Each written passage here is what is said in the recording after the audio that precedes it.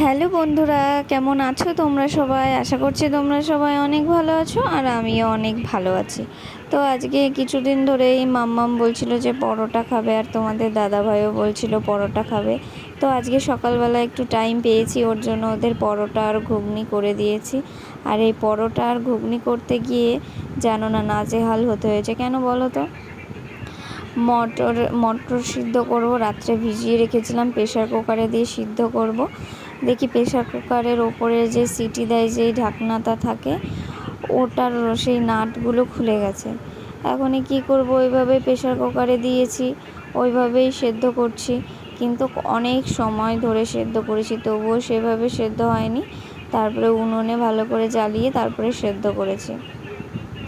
তো এদিকে দেখো আমি সকালের বিছানাটা গুছিয়ে ফেলেছি, আর ওইদিকে পরোটা আর ঘুগনি নিয়ে সবাইকে খাইয়ে আমি নিজেও খেতে বসে গেছিলাম। দিয়ে তারপরে বিছানাটা গুছিয়ে ঘরটা ঝাড় দিয়েছি। ঘরটা ঝাড় দিয়ে তারপরে আজকে যেহেতু বৃহস্পতিবার, আজকে একটুখানি ঠাকুরের ঘরেরও অনেক কাজ আছে, কারণ উপরের ঘর মুছবো, অনেক কাজ আছে। আর বেশ সারাটা দিন কাজের ভেতরেই যায়, কখন যে সময়টা কেটে যায় আমি নিজেও বুঝতে পারি না। তো এটাই। তো আমাকে ফেসবুকে তোমরা অনেকেই অনেক ভালোবাসা দিয়েছো, ওর জন্য তোমাদের অনেক অনেক ভালোবাসা আমার তরফ থেকে। আমাকেও অনেক দাদাভাই দিদিভাই বলে যে আমারকে একটু বলো সবাইকে সাপোর্ট করতে, কিন্তু আমি বললেই কি সবাই সাপোর্ট করবে বলো তো? যার যাকে ভালো লাগবে সেই তাকে সাপোর্ট করবে, তাই না?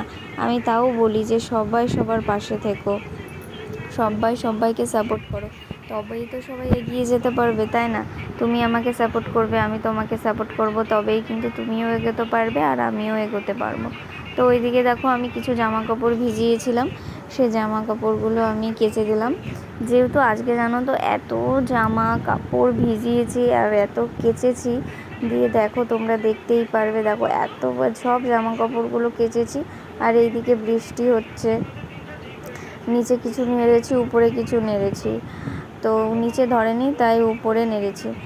তো এইদিকে দেখো দুপুরের রান্নাটাও আমার কমপ্লিট হয়ে গেছে। তো দুপুরে দেখো আমি কি রান্না করেছি: উচ্ছে ভাজা, কলমি শাকের তরকারি, আর আলু দিয়ে কাঁচকলা দিয়ে মাছের একটা তরকারি।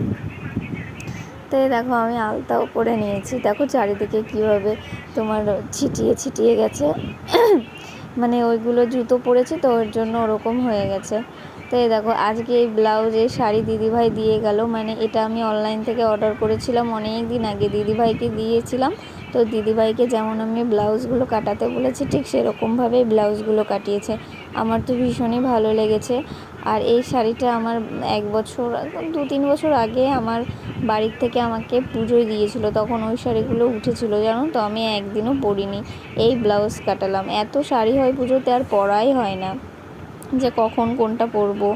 যে পুজো তো হয় 3 দিন, 5 দিন পুজো হওয়ার কথা, সেখানে 3 দিন হয়, 4 দিন হয়, মানে প্রত্যেক দিন এক একটা করে নতুন শাড়ি পরি।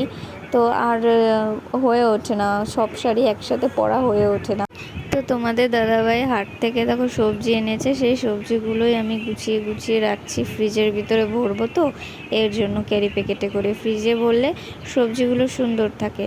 তো চলো আজকের মতো টাটা, আবার নেক্সট একটা ব্লগে দেখা হচ্ছে।